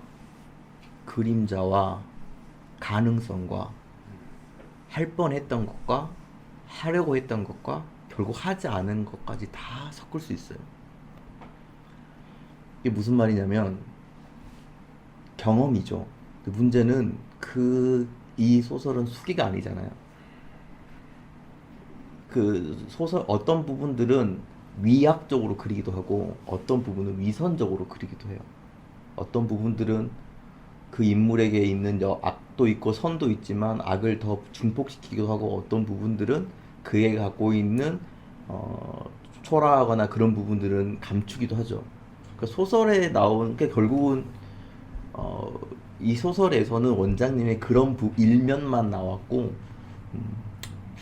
썼던 것들을 굳이 작가가 구현하는 거는 좀 이상하긴 하지만 저도 그런 원장은 만나지 못했어요. 다만 세월이 많이 흘러서 그가 나에게 줬던 것들이 제가 아주 작은 것들이었지만 제가 그걸 받아서 잘 키워간 거죠. 그러니까 사실은 지금 돌이켜보면 저도 그 원장님을 만났지만 그 소설에서 다 쓰지 않는 실망스럽고 안 좋은 것도 많았어요. 거칠은 것도 많았고. 그러나 최종적으로 내가 갖고 있던 경험의 어떤 부분을 돌이켜볼 때 그 모든 경험 중에 나는 이 경험을 소설에서 이걸 보여주고 싶어 라고 말했을 때 그 지점을 집중한 거죠. 그래서 경험이라고 하는 건 소설이 좋은 게 바로 그거예요. 작가에겐 경험이 필요하지만 경험이라고 하는 것을 그대로 옮겨 쓰는 건 아니에요. 인식이 중요한 것 같아요. 그러니까 자체가 중요한 게 아니라 지금 내가 그것을 그러니까 이게 우리가 추억이라고 하는 건 왜 그걸 자꾸 추억하냐는 거예요. 추억 자체의 사건이 중요한 게 아니라 지금 나와 그 추억과 관계 맺고 있는 내 해석이 중요한 것 같아요. 이 해석이 달라지잖아요. 같은 기억으로 계속 다르게 쓸 수 있을 것 같아요. 그러니까 중요한 건 우리가 갖고 있는 경험은 그 어떤 식으로도 서사가 없어요. 서사는 누가 하는 거냐면 그걸 말하는 사람이에요. 우리가 스토리가 있고 텔러라고 하잖아요. 스토리텔링이잖아요. 그러니까 경험이 그렇게 해피엔딩이든 위로를 주는 것이든 그런 경험은 사실상 없고 내가 그 경험을 위로라고 느끼면 그때부터 이제 위로의 서사로 만들 수 있는 것처럼 저에게도 그런 어른은 없었어요. 다만 그런 어른이 있으면 좋겠다고 생각했고 그리고 이러이러한 경험을 갖고 있는 사람들에게도 이런 하나의 이야기적인 면도 대안을 주고 싶었던 마음이 있어요. 그래서 내가 갖고 있는 걸로 쓰는 게 아니에요. 내가 알고 있는 걸로 쓰는 게 아니라 이걸 가지고 내가 이제 지금 내가 갖고 있는 어떤 마음이랄까? 쓰는 거니까 절대로 정말로 많은 독자들이 그걸 물어봐요. 경험을 많이 해봐야 되겠다. 그렇잖아요. 그러면 뭐 국토대장정이나 세계 다 갔다 온 사람들이 경험을 많이 하잖아요. 피곤해서 못 써요. 몸이 진짜로 피곤해서 못 써요. 피곤해서. 근데 쓰고 싶어하는 사람들은 벤치에 앉아 하루 종일 벤치 안에서 구름 보고 있는 것도 써요. 그러니까 중요한 건 인식이고 인식이 강하면 남의 경험을 보고도 그 경험에서 자기가 내 것처럼 쓸 수 있죠. 그건 가증스러운 게 아니라 경험이라고 하는 것에서 내가 응시해서 보면 되니까. 그러니까 지금 쓰고 싶어하는 그 마음이 있잖아요. 그러면 아무것도 아닌 걸로도 쓸 수 있어요. 정말이에요. 대학에서 이런 걸 안 가르쳐줘도 못해요. 제가 국문과 나왔거든요. 이런 거 안 배웠어요. 근데 여러분 진짜 귀한 강의 듣네요. 되게 자랑스럽다 리스고. 이렇게 끄떡끄떡 엄청 하시면서 지금 먼 산을 보고 계시네요. 자, 또 질문 있으시면 해보세요. 저는 그런 생각이 들었어요. 제 근래에 어떤 고민을 갖고 있었는데 제가 그냥 혼자 결론 내렸거든요. 작가님한테 연락 한번 해볼 걸. 이걸로 소설을 쓰신다면 어떻게 쓰시겠습니까? 이랬으면 제가 완전히 다른 생각을 해볼 수 있었겠다 이런 생각이 들어요. 그냥 아무거나 질문하셔도 되죠, 그죠? 네, 그럼요. 이별했는데 어떻게 할까요? 뭐 이런 것도 되죠. 개떡 같은 답이겠지만 할 수는 있죠. 네. 또 여쭤볼게요. 아까 얘기 나왔던 어떤 낯선 사람과의 연대와 좀 반대되는 어떤 걸 수 있는데 아주 오랜 세월 가깝게 지낸 사람들이 나이를 먹어가다가 한번 삐그덕거리고 더 단단해지거나 그 몇십 년 세월이 무색해지게 끊어버리고 그런 끊어지고. 경우들을 되게 많이 보게 되는 고 그게 남의 일만은 아니게 또 되면서 이 숙제같이 있어요. 그래서 어떨 때는 되게 단순하게 그 상황을 좀 이해할 수 있을 것 같다가도 또 어떨 때는 그냥 원점으로 와 있는 것 같은데 아까 주신 말씀을 그런 맥락에서 듣다가 그렇다면 그렇게 오래된 아주 나를 잘 알고 친했던 사람들이 그렇게 한번 넘어지게 되는 건 그렇게 서로를 충분히 자세히 보지 않은 채 시간만 보내고 살았기 때문인 걸까? 이런 생각이 잠깐 들었어요. 뭐 다 경우는 다르겠지만 그런 일들이 왜 일어날까? 오래된 가까운 관계들에서 지금 그건 진짜로 각각의 비밀인 것 같아요. 그러니까 아까 얘기했었던 건 일반론으로도 말할 수 있는데 낯선 것이 주는데 가까운 사람이라고 이 가까움이라고 하는 건 너무 다 다르잖아요. 가까운 거 너무 다 달라서 근데 중요한 건 우리 가깝다라고 하는 것이 가지는 몇 가지 상징성이 얼마나 오래 시간을 보냈는지 또 얼마나 많은 공통점이 있는지 뭐 이런 걸 텐데 근데 문제는 이제 이 사람들이 그 많이들 느끼는 게 누군가가 나를 알아주지 않는다는 마음 때문인 것 같아요. 그러니까 이 알아주라고 하는 게 나의 가치를 알아달라는 게 아니라 가까운 사람이든 먼 사람이든 그 사람하고 지내는 가장 중요한 요소 중에 하나가 저 사람은 나를 이해해줘야 된다는 전제가 좀 깔려 있는 것 같아요. 그게 깔려 있으면 가까운 사람하고는 계속 서운함이 누적되겠죠. 그래서 저는 어떤 관계는 또 어떤 건강한 관계는 이해를 서로 요구하거나 이해를 바라지 않는 직관으로 믿고 가야 되는 게 좀 있다고 생각해요. 가까운 사이일수록 더. 그러니까 사실은 우리가 그렇잖아요. 이해라고 하는. 그래서 저도 가까운 특히 엄마 아빠나 그런 분들하고 있을 때 전에 한번 그랬어요. 아버지가 제 소설을 읽다가 이런 생각을 하고 사는지 몰랐다. 그리고 갑자기 나한테 와가지고 미안하다. 갑자기 그러면서도 나는 너가 예전부터 맨날 혼자 그렇게 뭘 자꾸 말은 안 하고 자꾸 그렇게 뭘 자꾸 밤새 안 자고 뭘 자꾸 쓰고 그래서 네가 뭔가를 쓸 줄은 알았는데 이런 걸 이렇게 쓰게 될 줄 몰랐다라고 하더라고요. 근데 그 말이 굉장히 저는 그냥 아주 설명 뭔지 모르겠지만 갑자기 단번에 제 마음에 위로가 됐거든요. 그리고 이상한 방식으로 그 이후로부터는 아들이 아빠 미워하는 소설 그 후로부터 안 썼어요. 제가 얘기하고 싶은 건 가까운 사람에게는 가까운 사람끼리 하는 셈법이 있는 것 같고 어떤 의미로 너무 많이 바라해서도 안 되는 것 같아요. 왜냐면 우리가 사실과 진실을 논하기 시작하면 가까운 사람하고 반드시 헤어져요. 저는 그렇게 믿거든요. 사람들은 진실을 좋아한다고 생각하지만 진실만큼 사람을 파괴하는 게 없다고 생각하거든요. 연인들이 하는 가장 큰 착각 중에 하나가 나를 사랑한다면서 어떻게 나한테 거짓말을 말할 수 있어? 저는 사랑하기 때문에 거짓말을 한다고 생각하거든요.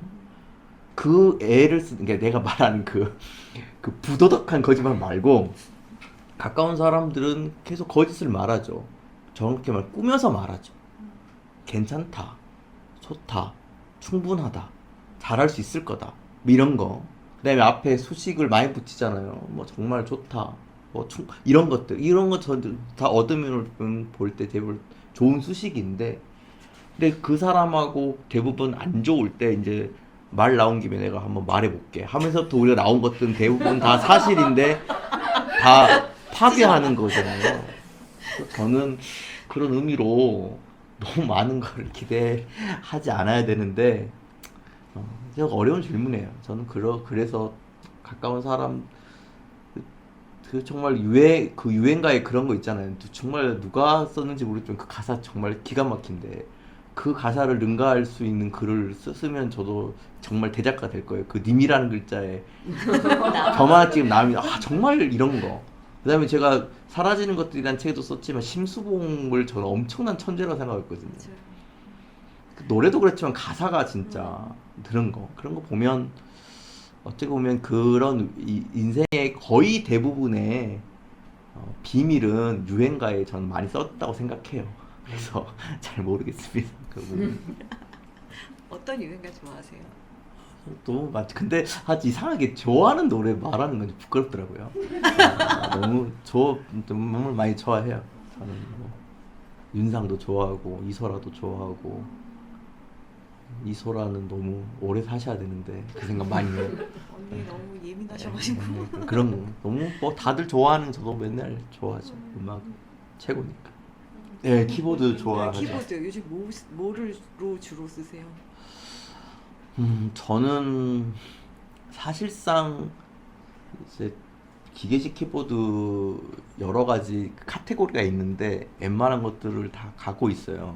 또 왜 이렇게 진열해 놓으셨더라고요. 구비가 되어 있어요. 그래서 이제는 그냥 그날 사실 아무짝에 쓸모도 없거든요. 도움이 안 돼요.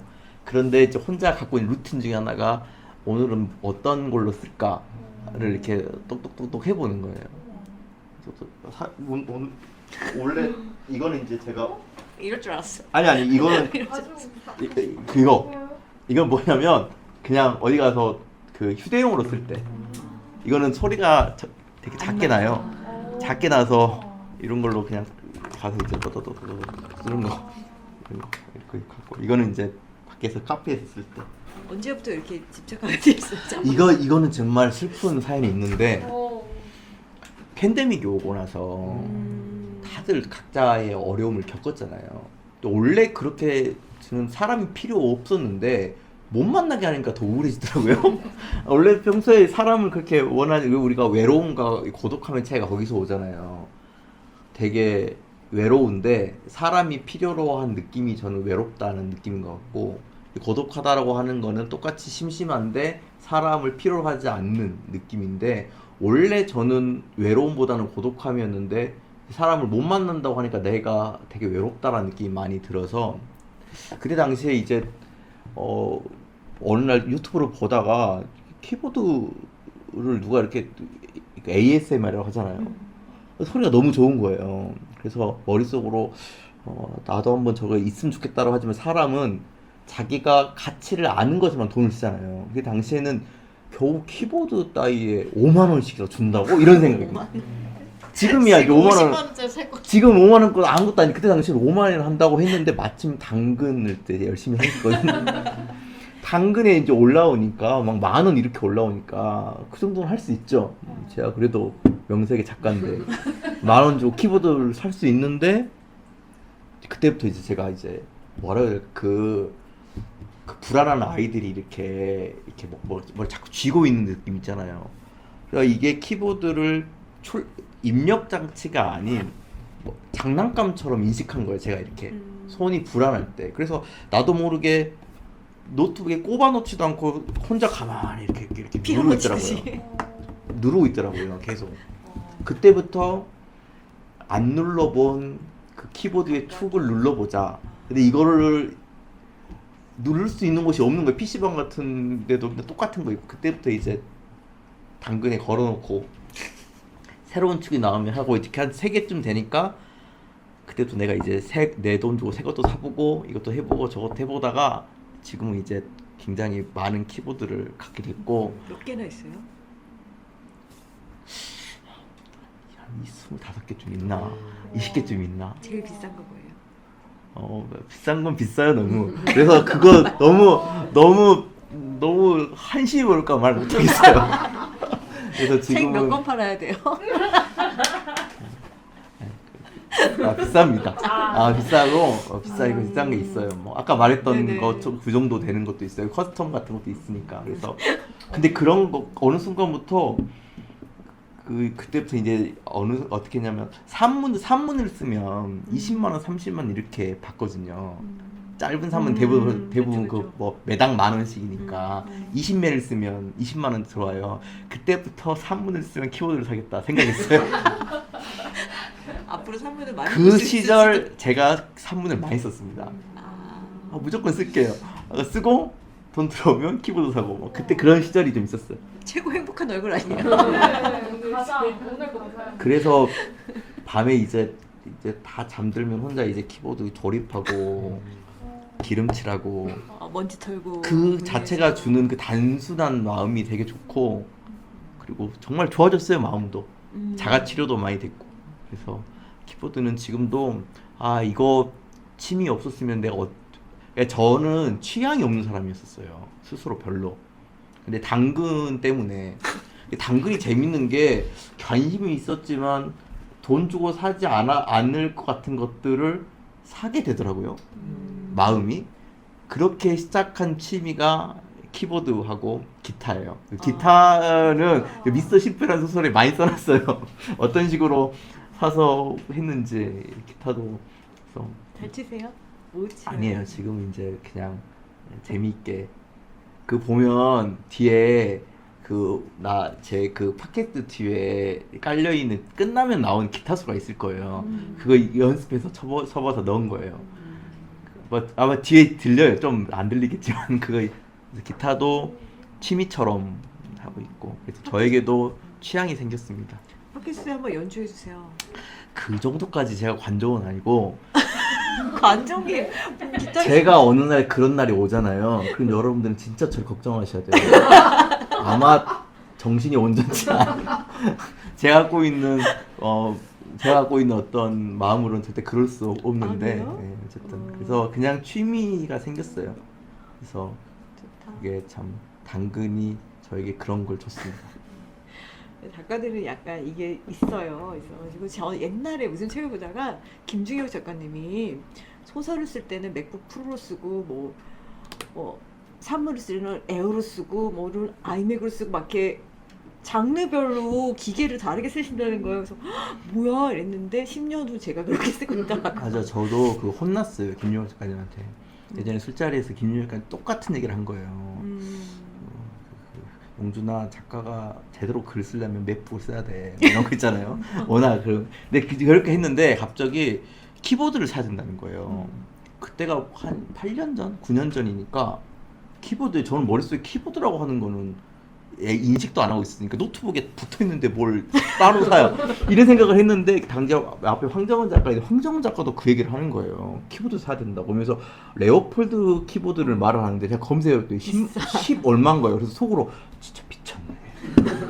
정말 하다 진짜 별짓을 다 속으로 생각했는데 지금 이제 레오폴드는 저기 그냥 기성품 같은 건데 그런 거예요. 사람들은 자기가 겪어봐야 아는 거예요. 언젠가 어떤 날 만나면 다 사과할 거고 제가. 자, 또 질문 있으세요?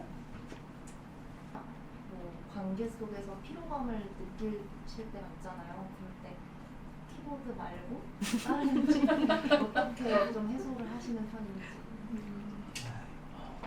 해소가 안 돼요. 해소가 된다고 하는 사람은 말 믿으면 안 돼요. 그 방법이 없어요. 그거는 물론 이제 막 뭐 경우에 따라서 이제 뭐 미라클 모닝도 해보고 러닝도 해보면 좋을 수는 있지만 저는 안 되는 것도 있다고 생각해요.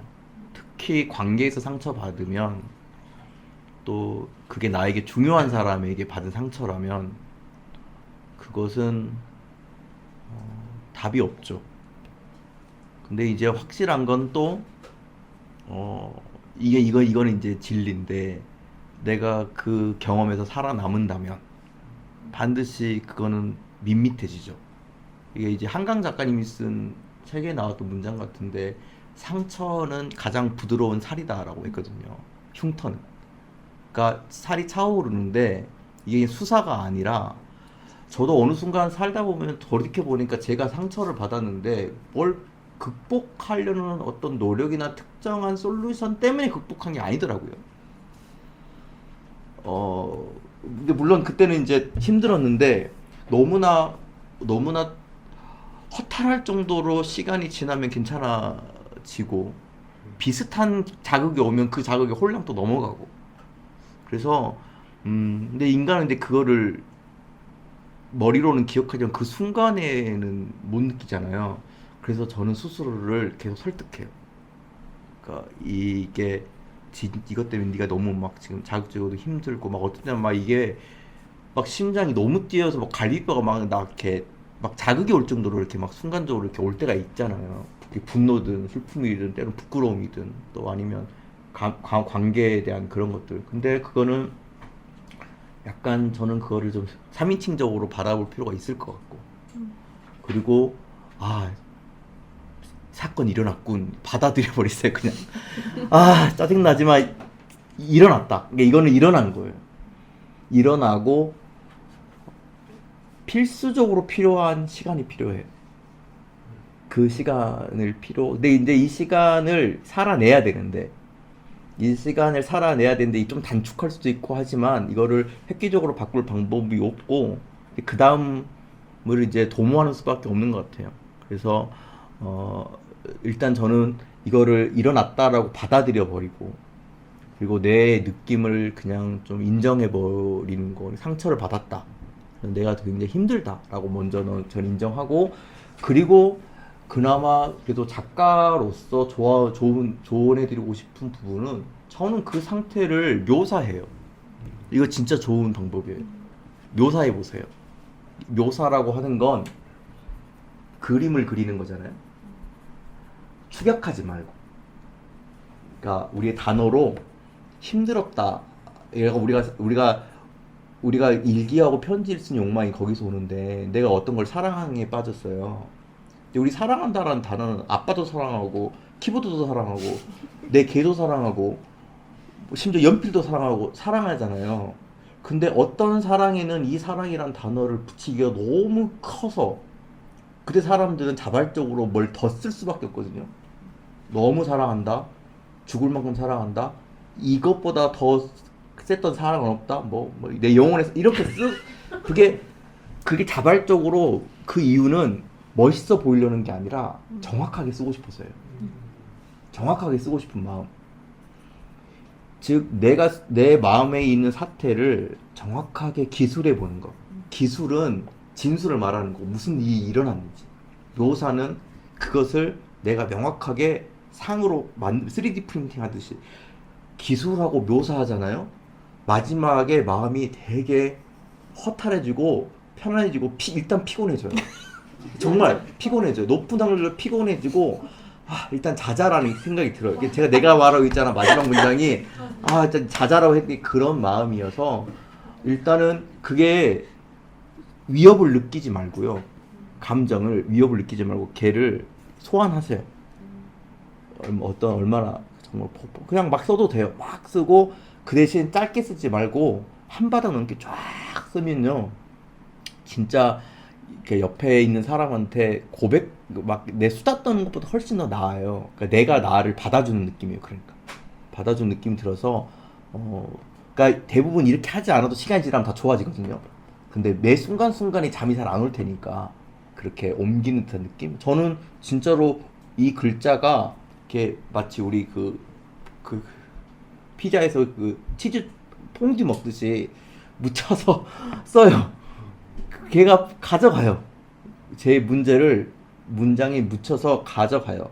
그리고 저장하고 나면 좀 나아진다라고 믿기도 하고 실제로 나아지기도 하고. 그래서 그렇게 생각하시면 좋겠습니다. 쓰시죠. 그리고 진짜 좋은 팁이 다 쓰고 나잖아요. 그럼 내가 감탄해요. 이게 핵심이에요. 내가 정확하게 쓴 그 문장들이 이 문장 좋다. 이런 거. 심지어 이게 미사 여구가 아니라 솔직하게 쓸 때 감탄해요, 내가. 너무 당황한 얼굴인데. 예를 들어서 아까 그냥 거지 같다란 말 있잖아요. 그 느낌 너무 직관적이잖아요. 거지 같다야 이런 느낌. 그런 걸 쓰잖아요. 이렇게 쓰면 내가 진짜 거지 같다라고 쓰잖아요. 그럼 쓰고 나서 좀 다시 읽어보면 희열이 느껴져요. 단순히 타격감은 시원한 느낌이 아니라 그리고 더 수직하고 어떤 부분들이 너무 정확하게 쓸 때 나 스스로 감탄에 빠지죠. 그렇게 시인이 되는 거예요. 그렇게 되는 거예요. 그래서 그 자체가 상당히 좋은 이렇게 반사체가 된다. 이 맛 때문에 다 트위터 블로그 하는 거 아닙니까? 예. 이 맛 때문에 스토리 올리는 거죠. 예, 우리가 알고 있는 고전들 있잖아요. 거의 대부분 트위터예요. 제가 볼 때. 에밀시오랑의 독설의 팡세 같은 거 다 트위터예요. 그러네요. 근데 보면 지금은 정말 되게 막 오그라드는 문장들이 많은데 너무 멋있게 하니까 나는 내 살과 내 뼈가 밀담을 나눈다 막 이런 문장. 이런 문장을 자기가 쓰면서 좋아했을 거 생각하면 분명히 쓰면서 혼자 이거 뭐지? 이랬을 거예요. 막 이런 것들. 그다음에 저는 지하생활자의 수기도 저는 다 트위터라고 생각해요. 자기 안에 있는 그런 것처럼. 그러다가 너무 좋으면 투고해보세요. 시인이 되고 막. 아까 내가 말했잖아 첫 문장. 저 그렇게 첫 문장 쓰고 칭찬 많이 받아본 문장 처음 써봤는데 그 문장을 좋아하더라고요. 근데 그게 어릴 때는 너무 괴로운 감정이었는데 저는 정말 저는 아까 얘기했던 감정 다 빼고 말하면 지금이야 장애를 갖고 있거나 혹은 그런 좀 못나 보이는 모습을 보면 놀리면 안 된다는 사회적 인식이 있잖아요. 예전에는 그런 게 없었어요. 그때 너무 당연스럽게 왕따를 시켰고 괴롭혔고 놀렸어요. 그래서 너무 직관적인 단어로 놀렸어요, 저를. 너무 괴로웠죠. 그래서 친구도 없었는데 친구는 사귀고 싶었고, 그래서 막 아버지 지갑에서 돈 빼가지고 막 그 돈 바꿔가지고 오락실에서 막 나눠줬어요. 그러면 그런 거 있잖아요. 그렇게라도 친구를 갖고 싶었는데 그때는 그게 너무 괴로웠는데 시간이 지나니까 귀여운 거예요, 제가. 제 어린 시절에 제가 귀여운 거예요. 지금 이렇게 잘 지내는데 그때는 그때 생각하면 제가 너무 잘 지내니까 그 경험이 지금의 나에게 통증이 사라진 채 기술할 수 있겠더라고요. 그리고 되게 적나라하게 쓸 수 있어요. 나는 이렇게 뭐 일단 그런 거 있어요. 초반에 잘해주면 좀 무조건 사랑에 빠졌어요. 예, 아직도 생각나요. 그때 제가 아파가지고 누워있을 때 부반장이 선생님 얘 아파요 한마디 해줘서 사랑에 빠져버렸어요. 진짜 그렇게 누가 나를 위해서 잘해준 사람이 없었거든요. 그때는 열등하고 못나 보이면 다 모두 다 합심해서 괴롭히던 시절이었기 때문에. 근데 그런 게 시간이 지나니까 유쾌해질 수도 있고, 유쾌한 사람은 솔직하게 말할 수 있거든요. 그렇죠. 그 감정에 자기 마음을 싫지 않으니까. 그래서 자기 비하기도 할 수 있었고, 그래서 그런 마음으로 조금 그 경험의 강과에서 벗어나면 또 신나게 써보세요. 자기를 신나게 쓰면 시원하죠. 겨울산을 좋아하는데 그걸 안 해주니까 아, 겨울산 얘기 안 했어요? 아, 겨울산. 이 겨울산도 진짜 좋아하는데. 겨울산은요, 되게 이상한, 이게 어떻게 설명해야지? 이상하기 시작했는데, 영원이라고 하는 단어를 생각하다가, 갑자기, 중간에 잠깐 나오잖아요. 그 영원이라는 거. 그 우리가 영상, 영화가 있잖아요. 온도 할 때 네. 영상, 영화, 그다음에 영도. 얘들이 나오는 소설을 써보고 싶었어요. 원래는. 그래서 그냥 아무 이유 없이 그래서 그냥 제가 쓰는 낙서의 시처럼 뭐 영원의 뭐라 썼더라 뭐 영원의 자식들이 있는데 걔들은 영상과 영도와 영하고 뭐 이런 식으로 그런 장난을 썼는데 그때부터 이제 약간 그 영상은 빼고 추운 것들. 근데 그렇게 시작했어요. 정말 이상하게 출발한 거잖아요. 그렇게 출발하면서 되게 형제는 가족이 나오는데 추위를 견디는 사람들의 이야기로 발전이 됐어요. 그래서 그 형제들이 그래서 이 추위를 견딘다는 것보다도 막막한 현실을 견디는 거, 아무리 따져봐도 희망이 없다면, 나아질 기미가 없다면 어떻게 해야 될까? 뭘 어때요? 살아야죠. 이걸 쓰고 싶었어요. 대부분 사람들은 그런 걸만 집착하잖아요. 근데 제가 이런 고민을 많이 해봤어요. 요즘 너무 많이들 죽으니까 죽는 문제들을 많이 고민하다가 가끔 우리가 많이 쓰는 것 중에 하나가 아프리즘에 왜 그냥 사는 게 왜 가치가 있는 걸까 많이 생각해 봤거든요. 그러니까 무엇을 위해 사는 거 말고 그냥 존재하는 게 왜 그게 윤리적인 걸까? 그냥 존재하는 게. 그 생각을 진짜 많이 해봤어요. 그래서 그냥 넓게 말하면 그 사람이 사랑받고 있으니까가 일반론이고, 근데 그건 그거고 나에게 있어서 그냥 관두지 않고 계속 이 존재를 포기하지 않는 게 왜 이게 가치 있고 심지어 윤리적이고 때로는 도덕적인 걸까? 종교적인 해석 떠나서. 그때 제가 생각했던 건 뭐냐면, 이야기적인 면으로 말하면 내가 스스로를 돌이켜봤거든요.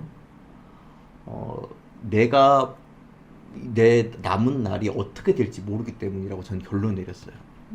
이게 무슨 말이냐면, 내가 지금 죽어버리면 미래의 나를 내가 뺏어가는 거잖아요. 미래의 나는 내게 아닌데, 근데 미래의 나는 어떤 이야기가 펼쳐질지 모르는 거예요, 내 삶에. 근데 가만히 돌이켜보면 내가 그동안에 해갔던 건 내가 엄청 애썼는데 안 되는 거 많았는데 내가 애쓰지도 않았는데 잘 된 것도 있거든요. 근데 그건 우리의 인생의 수치로 안 쓰더라고요. 그러니까 아무 노력도 안 했는데 된 것들 있잖아요. 그런 거 있어요, 살면서. 근데 우리 그건 기억 안 해요. 그리고 살고 봤더니 좋은 것도 엄청 많았잖아요. 그러니까 그렇게 인식도 안 했는 아주 0이나 겨우 플러스 1 정도로 되는 너무나 많은 그 바닥들, 그것들이 살아있으면 계속 오는데 그리고 느닷없이 갑자기 이 우울감을 겪는 것이 짜증이 나서 괜찮을 때도 있어요. 아, 짜증나, 나 알아. 이런 거. 그러니까 그만해. 이게 진짜 이게 갑자기 느닷없이 청소도 하잖아요. 그러니까 대부분 문제는 우리가 그렇게 살아와 놓고 지금 이 순간은 그 미래를 예감 못 한단 말이에요. 그러니까 존재 계속 산다는 것이 왜 가치가 있냐면 내가 섣불리 미래를 나쁘게 체념하는 것을 막은 거잖아요. 그것은 막 희망이 아니에요. 그러니까 지나온 날들 생각해 보니까 대부분 다 내 노력 없이, 심지어 내가 애쓴 것들은 거의 다 안 됐어. 냉정히 따지고 보면 그랬어요. 근데 내가 애쓰지 않은 것들이 얻은 것도 많고, 또 그냥 와서 아무 이유 없이 나에게 잘해준 것도 많고, 그런 거 생각해봐서 그냥 이 존재하는 거, 사는 거 그 자체로 너무 중요한 거구나. 심지어 주변 사람에게, 그래서 겨울산에 있는 그 애들이 그 약간 툴툴거리고 짜증내면서도 서로 겁을 내고 있어요. 너무 희망이 없으니까. 그러니까 잘 될 거란 말도 못 하는데 계속 일어나가지고 이렇게 가만히 이렇게 귀 기울여 보잖아요. 죽었는지 살았는지. 그리고 제가 쯤에서 너무 좋아했었던 문장이 그 겨울산에 햇빛이 딱 들어오는데 너무 가증스러운 그 빛이 아무것도 녹이지도 못하고 아무 힘도 없는데 찬란하기만 하니까. 근데 그런 거. 근데 그럼에도 불구하고 다 전망이 너무 거제갖고 어두운데 왜 살아야 되냐면, 전 아마 겨울산 뒤에 더 가면 겨울도 끝나고 봄이 올 수도 있고, 아니면 얘들이 힘을 내서 등산을 해서 봄산이나 여름산으로 갈 수도 있겠죠. 근데 그거는 다른 작가가 있으면 썼을 것처럼 그런 의미로 겨울산을 쓸 때 그런 마음이었어. 그러니까 내가 10년 뒤에 내가 무슨 일을 겪을지 모르는데 내 남은 날들 내가 망치지 말자. 계속 설득해요. 매 순간. 뭔가 내가 전망으로 희망이 있어서가 아니라, 그래서 사는 건 나한테도 또 내 주변 사람에게도 윤리적이다 라는 결론에 이르렀어요. 그걸 겨울산에서 쓰고 싶었어요. 희망적으로 쓴 건 아니지만. 생각 진짜 많이 하신다, 작가님. 가만히 보니까. 앉아서 하세요, 이렇게? 이렇게 낙서하면서? 물어봐 주니까 대답한 거죠. 평소에는 뭐 먹지? 제가 그게 제일 큰 고민이죠. 뭐 먹지? 라면을 새벽에 먹을 것인가 말 것인가. 환멸을 느끼면서 먹고 아침에 일어나면 나 자신을 저주하고 그런 것들이 연속이죠. 여기 제일 기억에 남았던 게 브라운 페이저인데 그게 왜 죽은 거죠? 그게 너무 궁금해요. 그 동생이 자살했잖아요. 네. 그리고 형도 따라가서 이제 그런 결심을 하고 왔는데 왜 이제 그렇게 끝나도 되는 소설이지만 저는 너무 궁금하더라고요. 왜 죽었는지, 그리고 왜 다시 왔는지. 몰라요. 저도 그게 제 인생의 가장 큰 의문점의 하나예요. 너무나 소중한 사람이 죽어버렸는데, 저한테도. 그러니까 이게 사고로 죽은 거 말고 자기가 죽은 거잖아요.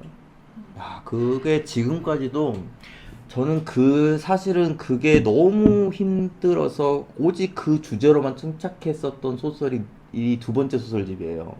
우린 혈육이 아니냐. 그 소설. 왜냐면 그 친구가 자기 자신이 미워서 죽었거든요. 어떤 본성, 본질. 근데 본성이 만약에 나쁜 거라면, 진짜 본성이 있다고 칩시다. 이 본성이 나쁜 거면 내 책임이에요? 누가 만들었다면 그 사람 책임이잖아요. 근데 이상하게 유일하게 생물 중에서 인간만 본성을 미워하고 스스로 죽는 것 같아요. 이건 너무 이제 거친 말이 표현이긴 하지만 그래서 스스로 죽는 사람들이 전 너무 애석하고 저 개인에게도 그게 영원한 질문으로 남았죠. 예전에는 그게 너무 생생한 통증과 출혈처럼 마음을 갖고 있어가지고 당시에 내가 나를 미워하는 그 마음. 심지어 그래서 예전에는 썼던 그 유령이라는 소설을 쓰면서 제가 짧은 작가 노트에 이렇게 썼었어요. 그 책에는 넣지 않았지만 사자가 사슴을 잡아먹으면서 자기 자신을 미워할까? 이런 마음이 드는 거예요. 그 자기 자신을 미워하는 동물은 인간밖에 없는 것 같다. 이런 마음이었어요, 당시에. 그래서 이제 동생이 죽음이 저에게도 같이 글 썼던 어떤 친구가 죽고 근데 그 죽음을 저처럼 많이 느끼는 분들이 많아요. 심지어 그 학교 친구였거든요. 네, 제가 다닐 때 조선대학교 문창과 친구 중에 한 명이었는데 이거 저만 겪는 게 아닌데 이장욱 선생님도 이장욱 작가도 어떤 책의 작가의 말이 이 친구에 대한 헌사를 잠깐 썼었어요. 저에게도 모두에게 다 엄청 힘들었는데 그러면서 왜 난 죄책감을 느끼는가? 그 죄책감의 기록을 썼고 이제 그것과 많이 그 감정에서 사라지고 어느 순간부터 우린 혈육이 아니라 쓸 때 내가 이 책을 쓸 때 너무 힘들어서 이 책이 내가 쓴 것 같지 않기 위해서 일부러 편집부에 전화해가지고 이 제목을 다 바꿔달라고 했어요. 그래서 그 책은 제목이 다 달라져 있어요. 그러면서 저는 그 책이 마치 내가 쓴 거 아닌 것 같은 마음으로 지금도 봐요. 그리고 결심했어요. 앞으로는 내가 인물의 마음으로 들어가지 않겠다, 더는. 그리고 나서 썼던 게 이제 성명산책부터 다르게 쓰기 시작했어요. 관조하면서 섣불리 내면에 들어가지 않고 대신 말해주지 않고 그런 마음으로 쓰고 나서 아직 남은 마음으로 쓴 게 브라운 펜션이에요. 브라운 펜션인데 캐주얼한 느낌이고 몰라요.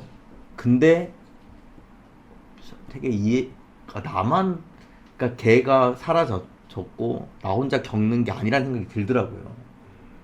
만약에 우리에게 정말 인간의 영원한 알레고리 중에 하나가 이제 죽음 이후의 삶이 있다라고 하는 이야기잖아요. 이건 뭐 전 세계에 똑같이 모든 사람의 상상력에 있고 심지어 이 종교에도 그런 게 있으니까 정말 그런 게 있고 영혼이 있다면 엄청 후회하고 있을 거다라는 생각이 들었어요. 죽음에 대해서 후회하는 게 아니라 남은 사람들이 이렇게 자기를 많이 생각할 줄 몰랐을 거예요. 그래서 그 대화를 좀 해보고 싶었어요. 그래서 이제 말리는 거, 그래서 약간 좀 부드럽게 말하는 거. 그리고 나서 이제 그 마지막 부분이 환상적으로 함께 밥 먹는 장면이 나오잖아요. 그 장면 되게 좋아하는데 산자와 죽은 자들이 같이 빵 먹는 거. 그래서 막 갑자기 뭐 회복된 건 아니고 느낌상으로는 하루 정도 넘어가는 거죠. 매일매일 하루 넘어가는 느낌으로. 그래서 그런 느낌으로 브라운 펜션을 썼어요. 그래서 모르죠. 그게 죽음이야말로 영원한 미스테리죠. 영원한 미스테리인데 그 미스테리가 남은 자들에게 너무 큰 영향을 주니까 저도 제 글쓰기 삶을 돌아보면 첫 번째 소설집은 제 힘든 감각을 쓰는데 거의 화려했던 것 같고 두 번째 소설집은 제 아까 했던 그 경험에서 살아남기 위해서 썼던 것 같고 세 번째 소설집부터 조금 픽션을 쓰는 사람으로 좀 편안한 마음으로 썼던 것 같아요. 그래서 제 예전 소설을 좋아하는 사람들은 지금 소설 보면 좀 싱거워해요. 그때처럼 막 이렇게 또 반대로 최근에 제 소설을 내가 말하고 있잖아 같은 걸 읽어주신 분들이 갑자기 제 옛날 소설을 읽으면 너무 당황하시고 이 사람 이상해 보인다 이렇게 느끼는 것 같아요. 그래서 그런 방식으로 브라운 펜션도 어떻게 보면 그 경험 이후에 약간 에필로그 같은 마음으로 저를 쓴 거예요. 저 스스로에게. 도라에몽 보면 지금도 너무 신박한 발명품인데 정구가 어둠이 나온 정구가 있어요. 얘가 도라에몽이 배에서 빼줘요. 그러면서 딱 켜주고 하면 어둠이 탁 내려요. 그 한낮에 그래서 얘가 어둠을 밑에 있고 스탠드 밑에서 불 켜는데 저는 그거 보면서 어릴 때는 와 저거 너무 신박하다. 근데 그 이후로 발명품이 나오지 않는 건 어두운 물질이 아니기 때문에 빛이 없는 것 뿐이거든요. 근데 왜 이렇게 사람들 어두운 걸 무서워할까? 그러니까 보이지 않는 것이 왜 보이지 않는 걸 이토록 우리에게 보이는 것보다 생생하게 다가올까? 그래서 유령을 봤다기보다도 어둡고 보이지 않는 것을 볼 때 우리는 자꾸 형상을 만들어낸다는 거. 그것은 저에게도 있어요. 그 어두운 거 보고 있으면 지금 막 두려워하진 않지만 어둠에 놓여 있으면 좀 달라지죠. 저 자신도 좀 제가 유령처럼 되는 것 같기도 하고 깜깜한데 누워 있으면 뭐 막 파묻혀 있는 것 같잖아요. 그런 느낌. 유령은 보지 않는 걸로 저는 그냥 느꼈던 걸로. 시간이 많이 됐네요. 그래서 아유 너무 재밌었어요. 누가 대표로 한번 오늘 어떠셨는지 말씀 한번 해볼래요? 제가 2020년 여름에 내가 말하고 있잖아. 입학했을 때는 저도 뭐 먹고 살지 그 생각 했었는데 그때 제 자신한테 말해주고 싶습니다. 3년 뒤에 이 책을 좋아하는 분들과 그 다음에 작가님과 그 다음에 리스본의 그 근사한 곳에서 이렇게 2시간 가까이 이야기할 수 있으니까 3년 뒤에 이렇게 잘 버틸 수 있겠다. 그 약간 이것도 약간 작가님 이야기 같은 거였는데 저는 진짜 작가님 책 좋아해서 선물로 많이 드리는데 동료분이 가끔씩 그 얘기하죠. 배델이 이런 책 좋아하냐고 해서 제가 이런 배대리 배대리 이런 책이 뭔가 하니까 동화 같은 이야기 좋아하냐고 해서 근데 그게 약간 부정당한 게 아니라 그때 좀 기분이 좋았습니다. 내가 정확하게 어떤 걸 좋아하는 거구나. 막 꾸미지 않고 네 저는 그때 작가님 책이랑 음모든 작가님 책을 많이 선물하시더라고요. 모두 너와 이야기하고 싶어 이렇게 페어로 하시는데 저는 이런 이야기를 좋아하는구나 깨달아서 굉장히 기뻤었어요. 와. 감사합니다. 정말 살다 보니까 이런 순간도 맛보네요. 정말 인생은 살아갈 만한 가치가 있습니다. 너무 고마웠고요. 정말 진짜 이런 순간을 겪으면 제일 많이 얻어가는 사람은 작가인 저인 것 같아요. 평상시에는 뭐 제가 스스로 작가인지도 모른 채 사는데 이렇게 그의 글을 읽어주신 분들 어떻게 보면 제 비밀을 가장 많이 아시는 분들이겠죠.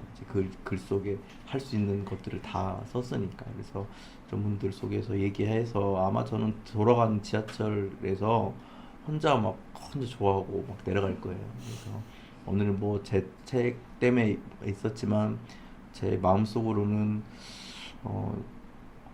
글 읽는 사람들, 글 쓰는 사람들이 조금씩 저는 조금씩 많아지길 바라는 사람으로서 그런 의미로 리스본도 단순히 이렇게 물건을 파는 곳이 아니라 이런 문화를 팔고 판다는 말도 뭐 확장 이런 게 느껴지거든요. 이렇게 뭔가 이렇게 넓혀져가는 느낌.